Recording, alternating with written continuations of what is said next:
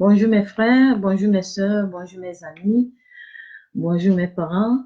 Je vous salue tous dans la grâce infinie de l'Éternel des armées.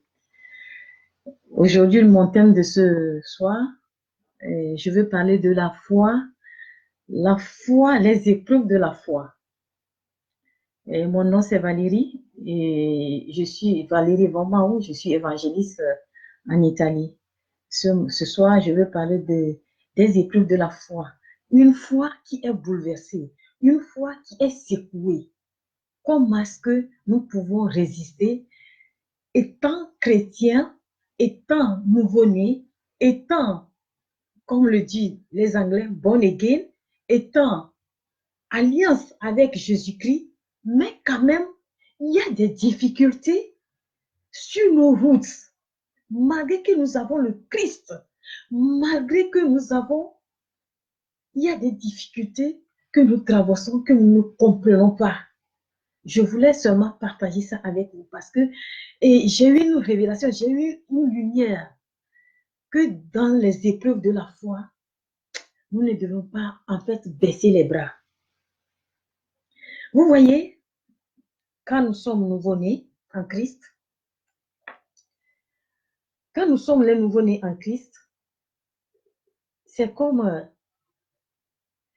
quand nous recevons Christ, c'est comme nous avons une énergie, nous avons une foi, nous avons un certain pouvoir en nous. Nous avons de zèle. Tout ce que nous demandons, nous le trouvons automatiquement.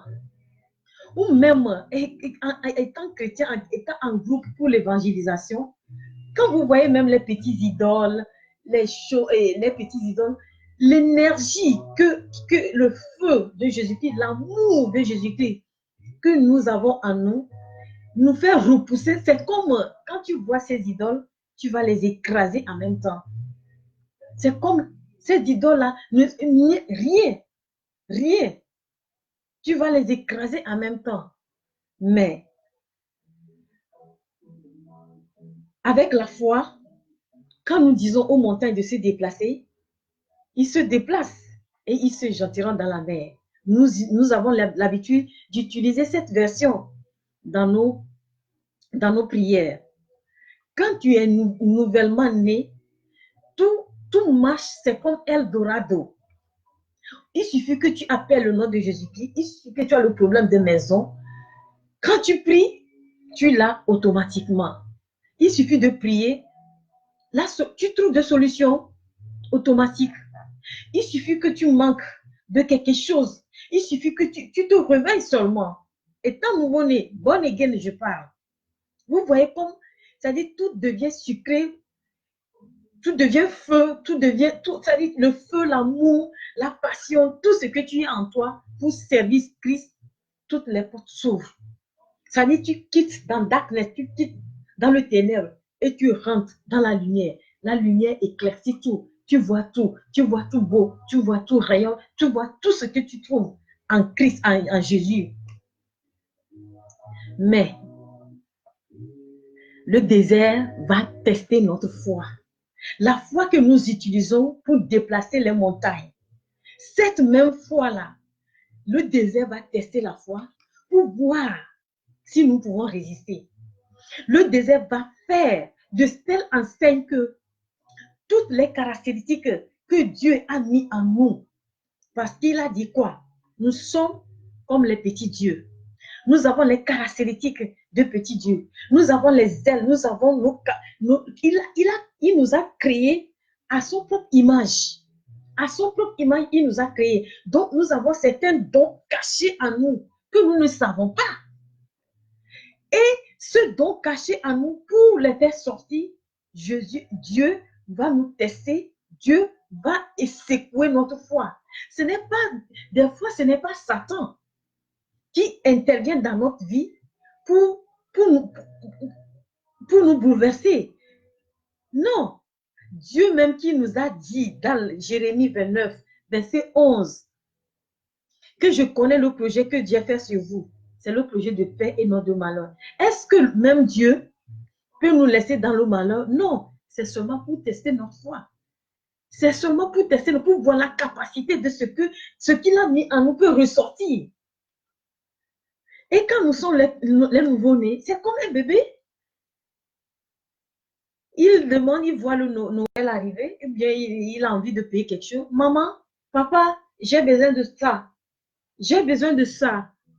Quand il sort automatiquement, il voit la chose. Ou bien des fois, c'est Papa Noël qui a déposé là. Donc, il ne sait pas là où ça vient, il ne sait pas comment ça vient.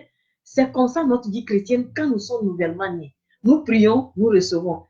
Écoutons, dans Matthieu 7, verset 7, nos versions d'habitude que nous avons l'habitude de lire, il dit, demandez et on vous donnera. Cherchez et vous trouverez. Frappez et on vous ouvrira. Verset 7, verset 7. C'est ce que nous utilisons. Il suffit que tu demandes. Tu as besoin de voiture, il suffit que tu demandes à Jésus. Il suffit que tu as le problème de maison, il faut que tu pries, tu le demandes. Tu l'as. Tu as mal à la tête, il suffit que, bon, si tu n'as pas plus de médicaments, il suffit que tu appelles Jésus.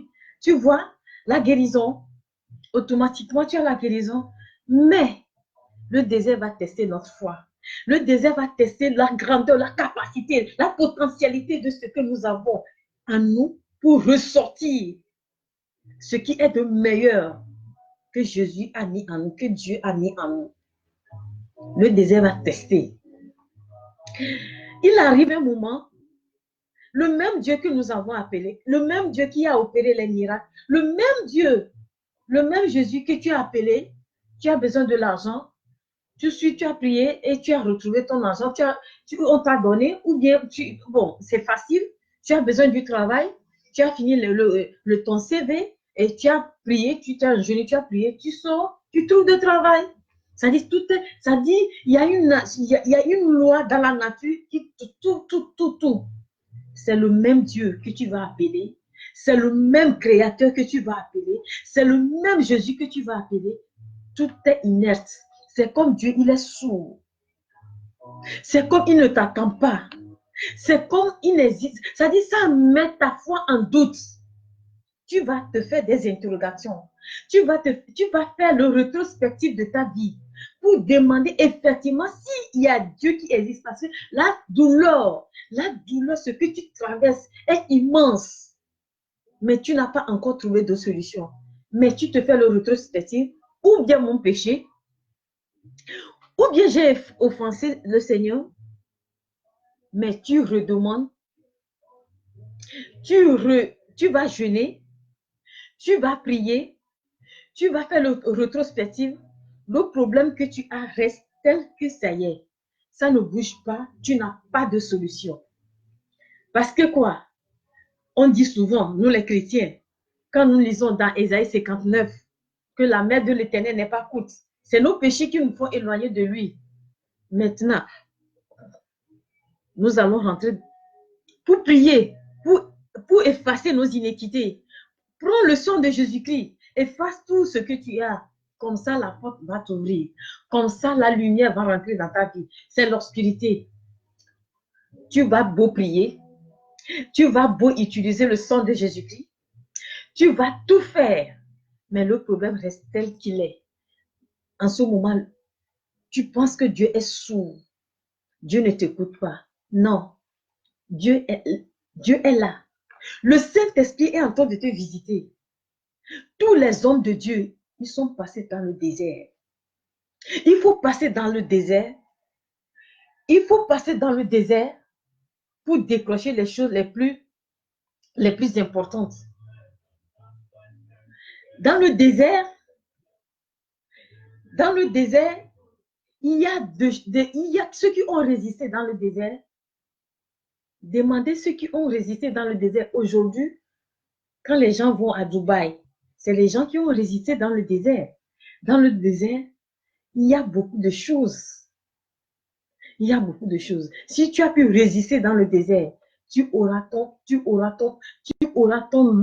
lot de ruissellement. Ton manganèse va sortir. Dans le désert, vous savez ce qui se passe. C'est un endroit chaud. Quand on sème, ça sèche en même temps. Il n'y a pas. C'est-à-dire, c'est une loi naturelle qui est suspendue. Tu ne sais pas là où passer et comment il faut faire. Mais forcément, il faut résister dans le désert jusqu'à ce que tu trouves la solution. Dans le désert, tous les hommes de Dieu sont passés dans le désert. Nous avons nos différents déserts dans notre vie. Nous avons nos différents déserts dans notre vie. Nous avons nos différents croix dans notre vie. Je fais un exemple. 3 personnes, ils ont choisi, chrétiens, on les a donné des différents croix pour porter, jusqu'à ce qu'ils traversent pour arriver dans un endroit où ils ne connaissent pas. Mais arriver là-bas, ils vont traverser. Ils ne savent même pas que cette croix qu'on les a donnée, cette croix-là qui va servir à traverser. Les 3 portaient la croix, tellement que la croix est pesante, tellement que la croix ça est difficulté de soulever à des kilomètres. Mais l'autre, pour trouver la solution vite, il a dû trouver la solution. Hein? Il a coupé la croix là. Il a coupé sa croix. Les 2 autres l'ont pris dans des difficultés, même malgré que ça pèse. Mais l'autre qui a coupé sa croix, quand il a coupé, la croix est devenue légère. Il a mis sur son épaule. Il a vite marché là. Il est pressé d'arriver à l'endroit. Quand il est arrivé, c'est la croix qu'on lui a communiquée. Prends ta croix et traverse pour arriver de l'autre côté, pour arriver sur le trône de Dieu, pour arriver dans le royaume. Il est bloqué parce que la croix ne peut pas servir. Les 2 autres qui sont arrivés dernièrement, c'est les 2 autres là qui ont pris leur croix. Voilà, ils ont posé, tout est juste. Dieu ne fait rien au hasard. Dieu ne peut pas nous faire souffrir. Dieu, le Seigneur des armées, ne peut pas nous donner ce que nous ne pouvons pas supporter. Si nous le supportons, c'est parce que, si il nous donne, c'est parce que nous pouvons le supporter qu'il nous a donné. Vous voyez les Israélites, de l'Égypte jusqu'à Canaan, c'est une petite route seulement. Tu passes là et vous arrivez à Canaan. Mais il les a fait détourner. Il les a fait du détour. Ils détournent complètement et ils ont fait 40 ans dans le désert avant d'aller au Canaan. Et ceux qui sont arrivés, ce n'est pas tous ceux qui sont arrivés. Notre vie chrétienne, c'est comme ça. C'est comme les Israélites qui ont quitté l'Égypte jusqu'à Canaan. Tous les chrétiens, nous avons nos différents déserts. Tu dois passer dans le désert. Mais quand nous croisons le désert, nous avons de l'amertume en l'âme. Il est difficile que nous supportons nos déserts. Des fois, nous prenons des chemins pour nos désirs. Ça ne devait pas être comme ça. Nous prenons nos désirs du cœur sans la volonté de Dieu et lui qui a coupé sa croix. Arrivé au bon moment, la croix ne lui a plus servi. Il est resté hors de ce qu'on pensait de lui. Les 2 autres qui ont soulevé la croix, les 2 autres qui ont pris la peine en marchant à petits coups jusqu'à arriver, ce sont les 2 autres qui ont traversé. Voilà notre vie chrétienne. Notre vie chrétienne, nous ne devons pas voir les choses charnelles. Ça dit que il suffit que nous appelons Jésus comme ça et tout doit être opéré ou bien nous pensons que Jésus est la solution de toutes choses. Il a mis certaines potentialités en nous-mêmes. En nous-mêmes, de faire l'effort pour sortir cette potentialité qu'il a mis en nous. Je ne sais pas si quelqu'un m'écoute bien. Cette potentialité qu'il a mis en nous, cette caractéristique qu'il a mis en nous, va faire sortir le bien-être en nous. La vie chrétienne n'est pas seulement, tu vas vivre sans difficulté. Les difficultés, il y en a plein sur la vie chrétienne. Il y en a plein. Ce sont les caractéristiques qui démontrent que toi, un chrétien, tu dois supporter certaines choses. Tu dois supporter certaines difficultés. Parce que pour supporter certaines difficultés dans le désert, c'est dans le désert-là que ton eau de ruissellement va sortir. C'est dans le désert-là, quand tu résistes au désert, tout ce que tu trouves. Tu résistes dans le désert, le manganèse sort, de l'huile sort, du diamant sort. Tout ce que tu cherches sort, mais il faut la résistance. Dieu n'est pas sourd en ce moment. Quand nous, de Genèse jusqu'à Apocalypse, de Genèse, on l'appelle Jéhovah. Quand nous rentrons, on l'appelait roi de Melchisedec, roi de Salem. C'est une vision. Ça dit que quoi? Ça dit que ce que j'explique, ça dit que quand tu n'as pas encore croisé le rocher en question, le rocher, le pilier, ce qui est le Christ en question, tu penses que là où tu es, ça se limite là. Mais quand le voile, quand une voile va se lever dans tes yeux, tu comprendras qu'il y a encore, que Jésus-Christ encore est plus que ce que tu imagines. Il n'est pas seulement pour réparer ta voiture cassée ou te donner seulement de l'argent, mais il te donne ce que tes yeux charnels n'ont pas vu. Ce que tes yeux n'ont pas vu, c'est que tes yeux spirituels, parce que tu n'as pas les yeux spirituels pour voir. Il te donne au-dessus de ce que tu imagines. Les 12 disciples qui accompagnaient Jésus-Christ, arrivé un moment, il a demandé aux disciples, vous, qui dites que je suis? Mais tout le monde s'est tourné, soudé. Mais tu es Jésus? Et Pierre, qu'est-ce qu'il a dit? Il dit, tu es le Fils de Dieu vivant. Tu es Christ. En ce moment, le Christ n'est pas encore sorti. Tout le monde l'appelait Jésus. Jésus, Jésus, Emmanuel, Emmanuel. Il n'y a pas encore eu de voile pour dire Jésus-Christ. Le voile est de... Il dit, qu'est-ce que Jésus-Christ a répondu? Il dit, toi, ce n'est pas la chair qui t'a relevé ça, mais c'est l'Esprit Saint, le Dieu du vivant qui t'a relevé ça. Mais sur cette pierre, je bâtirai ma maison. Mais ce n'est pas la pierre, ça dit, on appelle l'homme pierre. Mais les gens le transforment que sur la pierre, sur pierre, on va bâtir maison, on va prendre la tête de pierre pour bâtir l'église. Non, c'est le mot grec. Pierre veut dire Pétras. Donc sur cette pierre, sur ce rocher, je bâtirai mon église. En ce moment, il n'est plus Christ, il n'est plus Jésus. On appelle Jésus-Christ. Parce que ce n'est pas un nom, ce n'est pas un nom composé. Hein. Ce n'est pas un nom composé. Mais c'est tout ça là qui fait la puissance, la capacité de Jésus-Christ. Le rocher en question. La femme samaritaine qui a croisé Jésus-Christ au puits. Jésus-Christ lui disait que si tu bois de mon eau, tu n'auras jamais soif. Nous avons nos différentes soifs dans la vie. Ce n'est pas en fait l'eau qu'on prend et puis on boit. Non, notre vie chrétienne, nous avons nos différents soifs. Tu as la soif du mariage, toi tu as la soif de l'argent, toi tu as la soif de la maladie, toi tu as la soif de ça. Mais si tu croises le vrai rocher, parce que tout ce qui Jésus avait réparé, la voiture, te donnait l'argent, quand tu étais nouveau-né, ça c'est à part. Maintenant, il va te démontrer qu'il a la capacité. Ça dit, ça là, c'est petit. Ça là, c'est petit. Il faut qu'il te tente. Il faut qu'il bouleverse ta foi. Il faut que ta foi soit secouée. Il faut que ta foi soit... il veut voir ton niveau. C'est comme un enfant qui va à l'examen. Si tu ne l'as pas fait passer les examens des épreuves, comment est-ce que réussir à l'examen? Et c'est ça.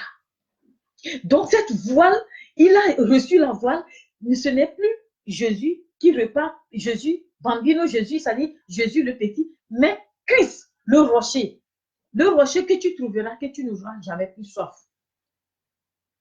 Le rocher que la femme la trouvera, le rocher que la femme l'a croisé et que cette femme n'aura plus soif. C'est-à-dire que quand elle a changé 3, 4, 5 hommes, Le sixième homme en train d'en cours, non. Le sixième homme, même si elle croise le sixième mari, ce n'est pas son mari, mais Jésus-Christ seul qui lui donne l'eau vive, qu'elle n'aura jamais soif. Ça dit que quand tu croises le rocher en question, quand tu croises le rocher, le vrai rocher en question, qui est Jésus-Christ de Nazareth, ce n'est pas seulement, tu n'as plus seulement envie seulement du mariage, mais il te fera plus du mariage. Il te fera plus que ce que tu imagines. Il te fera plus que ce que tu penses de lui. Il te fera ce que il te donne le mariage. Il ne te donne pas un mari seulement pour te garder, mais il te donne ta vraie moitié. Ça dit que quand on prend une canarie là, on prend le boucle et on ferme. C'est juste. Et il te donne tout ce qui est de, tout ce qui vient du mariage, tout. Il te comble tout. Voilà le rocher. Voilà le vrai rocher en question. Voilà le rocher en question. Les trois hommes qui ont marché avec leur croix, celui qui a coupé sa croix, il faut résister. Il faut nous supporter nos croix pour mériter le salut. Sans la croix, nous ne pourrons pas mériter le salut. Mais nous avons de la douleur, la souffrance de la nature en l'âme ne nous fait pas résister jusqu'à ce que du manganèse se trouve dans le désert. Dans le désert, il y a du manganèse. Il y a de l'or, il y a de diamants. Mais quand tu résistes, tu verras pour toi. Quand tu résistes, Dieu te comble. Il faut que nous résistons notre croix jusqu'à ce que il faut que nous passions dans le désert. Il faut que Jésus-Christ nous fasse passer dans le désert pour que nous puissions être matures, pour que nous puissions être mûrs. C'est comme un maçon qui est en train de former le sable, le ciment, jusqu'à ce qu'il fait sa maison très belle. C'est comme un potier qui fait l'argile jusqu'à ce qu'il devient potier. Très belle. C'est comme ça que Dieu veut de nous. Dieu qui nous a bénis. Le même Dieu, le même Jésus-Christ ne peut pas nous faire souffrir. C'est seulement pour nous tenter, pour enlever la capacité de ce que nous ne savons pas. Il a dit qu'il va nous donner la clé. Et les clés, je te donnerai les clés. Ce que tu as lié serait lié sur la terre, ce que tu as lié au ciel serait lié. Je te donne la clé. Quand tu ouvres, personne ne ferme. Quand tu fermes, personne n'ouvre. Mais cette clé, ce n'est pas une clé qui ouvre toutes les portes. La clé de ta voiture ne peut pas ouvrir la clé de ta maison. C'est des différentes clés. Il faut savoir les utiliser. Il faut savoir comment les utiliser. Et comment les utiliser. En ce moment, c'est le désert. Jésus-Christ, il est passé dans le désert. L'Esprit l'a pris jusqu'à sur la montagne. Le diable est venu le tenter. Où? Dans le désert. Jésus-Christ, sur la croix, il a crié, pensant que Dieu l'a abandonné. Et qu'est-ce qu'il avait dit? Élie, Élie, lama sabachthani. Pourquoi m'as-tu abandonné? Dieu ne l'avait pas en fait abandonné. Mais l'Esprit, les trois anges qui étaient autour de lui, le gardaient.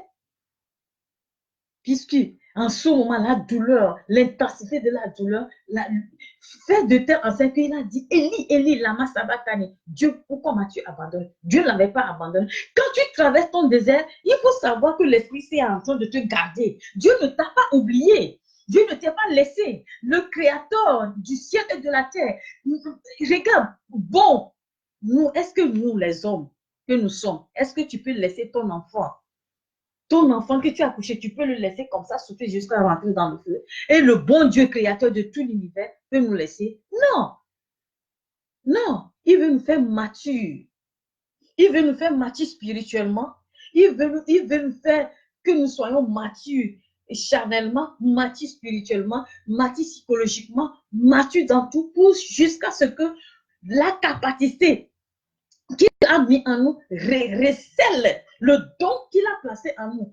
Quand quelqu'un souffre, tu vas voir qu'il va avoir les idées. Les idées sont en train de l'arriver automatiquement, bon, positives. Ceux qui ont résisté dans le désert, jusqu'à ce que les gens ont fui dans le désert. Mais il y en a qui sont résistés. Aujourd'hui, Dubaï, les gens vont à Dubaï. C'est parce qu'eux, ils ont résisté dans le désert que tout ça là est sorti. Le diamant est sorti. Dans le sous-sol du désert, il y a du manganèse. Il y a de l'or, il y a du diamant, il y a tout ce que nous trouvons. Quand tu résides dans ton désert, tu trouveras la potentiel caché que Dieu a mis en nous va se révéler. Nous voulons manger du miel, mais nous ne voulons pas. Nous ne voulons pas aller vers les abeilles. Pour manger du miel, il faut toucher les abeilles. Tu touches les abeilles, tu sens la douleur de l'abeille, et puis tu croises du miel dans les abeilles. C'est ça. La vie chrétienne n'est pas une vie facile. La vie chrétienne n'est pas une vie Eldorado. C'est facile quand tu la croises, quand tu es nouvellement né. C'est un peu facile. Des fois aussi, ce n'est pas facile pour certaines personnes. Certaines personnes, c'est en ce moment-là qu'ils traversent le désert. Mais à certaines personnes, c'est en ce moment-là que tout va bien. Ça dépend. Dieu nous a créés différemment et sait de quoi nous avons besoin. Mais quand nous traversons nos déserts, nous murmurons. Nous avons de l'amertume en l'âme. Nous n'avons pas le courage de continuer. Il y a certains même qui, quand il suffit qu'ils cognent la pierre, ils restent là-bas et ils pleurent. Pourquoi, en tant que chrétien, tu vas pleurer jusqu'à ce point? Lève-toi, sèche tes larmes, prends ton courage. Le Christ est là. Pensant que Dieu t'a abandonné, mais l'Esprit Saint est là parce que tu es battu Dieu nous a créés à son propre image. Vous connaissez le Père, le Fils, le Saint-Esprit. Mais les trois ne peuvent pas t'abandonner quand même. Il y a au moins un qui est là, qui te garde, mais tu ne le vois pas. Tu ne le vois pas. Le Saint-Esprit te garde. Dieu ne t'a pas abandonné. Dieu ne pouvait pas abandonner. Nous avons nos différents déserts. Jacob, il a son désert. Qu'est-ce que Jacob a vu son bonheur. Il a rêvé, il sait qu'il devait être grand, mais le désert va tester sa foi. Dieu lui a détourné de son bonheur. Ça dit, il voit, il sait que c'est ce que je serai. Mais pourquoi est-ce que je me retrouve en tant qu'esclave en Égypte? Ses frères l'ont vendu. Mais malgré, dans lui, il sait qu'il va devenir grand. Il sait que c'est un désert, c'est son désert, il est en train de traverser comme ça. S'il n'avait pas résisté au désert, est-ce qu'il serait premier ministre en Égypte? Il a résisté dans son désert. On lui a jeté encore en prison en Égypte. Mais de la prison, il est devenu premier ministre. Qu'est-ce que toi tu dis? Qu'est-ce que tu traverses? Quelle est ta soif? Qu'est-ce que Jésus-Christ ne peut pas résoudre pour toi? Qu'est-ce que tu es en train de marcher jusqu'alors et tu dis que c'est fini et tu es abattu et tu restes là en pleurant? Pourquoi tu dois pleurer? Pourquoi tu dois couler les larmes en tant que born again, en tant que héritier ou bien héritier de Jésus-Christ? Dieu te tente. Il est en train de secouer ta foi. Il a secoué la foi d'Abraham. Abraham a souffert tant d'années. Toi, tu peux souffrir jusqu'à ce que ta vieillesse, jusqu'à ce que Dieu te donne un enfant. Et le seul enfant, il dit, va faire sacrifice. Il a secoué sa foi. Il a secoué sa foi jusqu'à Abraham. Ça dit, il n'a rien dit, mais dans son cœur, je fais ce que tu désires. Quand Abraham a fait ce que Dieu a désiré, quand il a tourné, il dit, oui, je connais ta foi. Il lui a donné un bélier à côté. Quand ta foi est secouée, n'abandonne pas. Il faut écouter le réma. L'Esprit Saint va te communiquer quelque chose.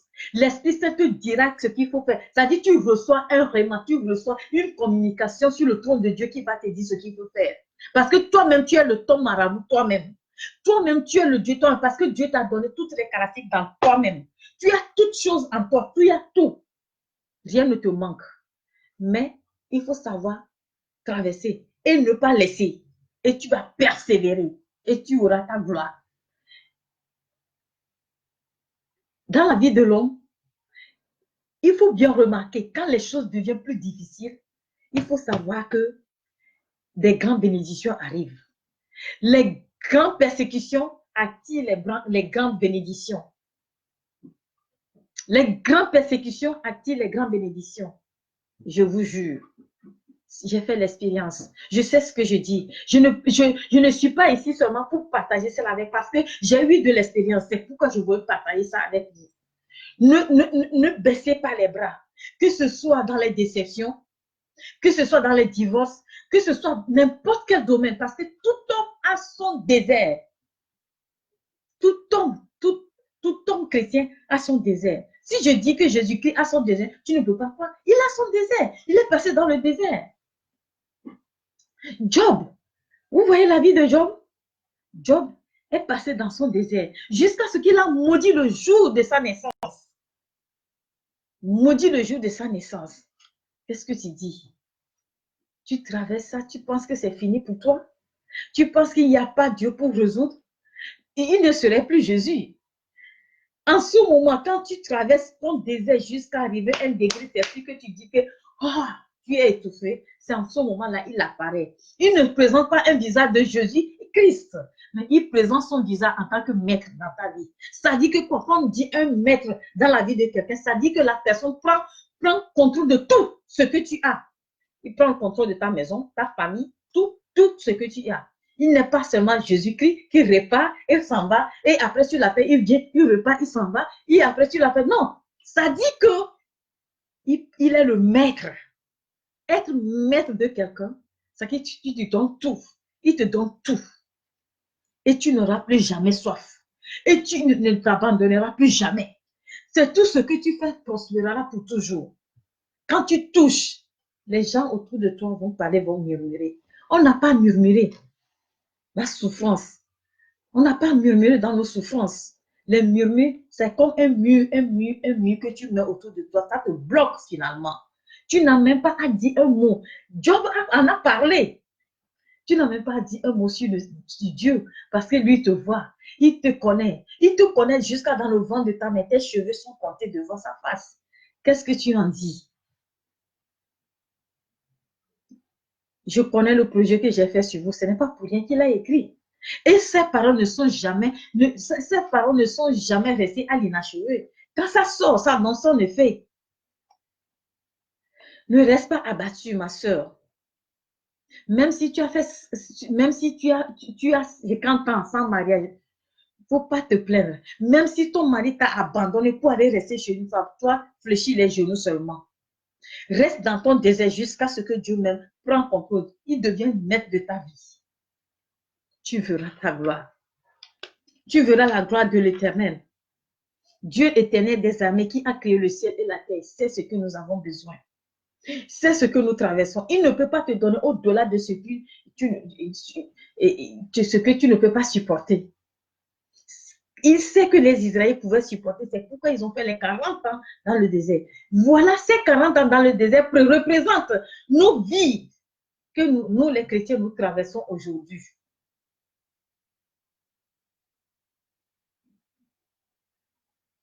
Donc, si nous traversons ces moments, il faut te dire que après cette souffrance, il y a une grande bénédiction derrière. Il y a une grande bénédiction derrière qui t'attend. Parce que c'est écrit. La parole qui est écrite est écrite. Cette parole, c'est lui-même en question. Il ne le chancelle pas. Il veut seulement toucher notre foi pour qu'il sache de comment nous sommes faits. Toucher notre foi si nous pouvons résister.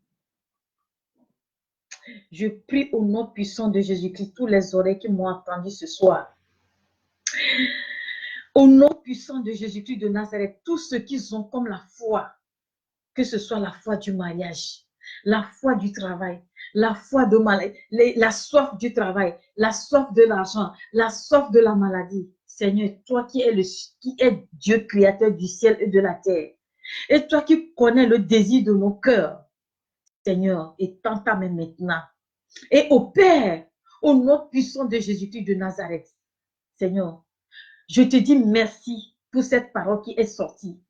Je te dis merci que tous ceux qui vont attendre cette parole, Seigneur Jésus-Christ, que cette parole puisse agir dans leur vie, pour qu'ils puissent attendre que nous ne devons pas prendre le désert comme la fin de notre vie, mais nous devons prendre le désert comme une réjouissance. Au commencement, la réjouissance, comme toi-même tu l'as écrit dans ta parole. C'est le projet de paix et non de malheur. C'est le projet de prospérité et non de malheur. Seigneur Jésus-Christ, nous te disons merci par le sang puissant de Jésus-Christ de Nazareth. Amen.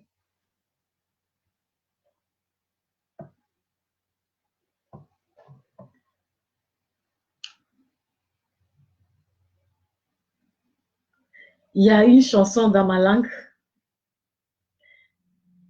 qui dit Do diko woho seto ne avala se serhala jirula chogbe nala o mau avenuo do diko woho seto ne avala se serhala jirula chogbe nala o mau avenuo. Ça veut dire quoi? Ça veut dire que courage, toi un croyant qui traverse les situations plus difficiles. Quand les moments difficiles arrivent, c'est en ce moment la gloire de l'Éternel apparaît sur toi. Lève-toi, lève-toi. Amen.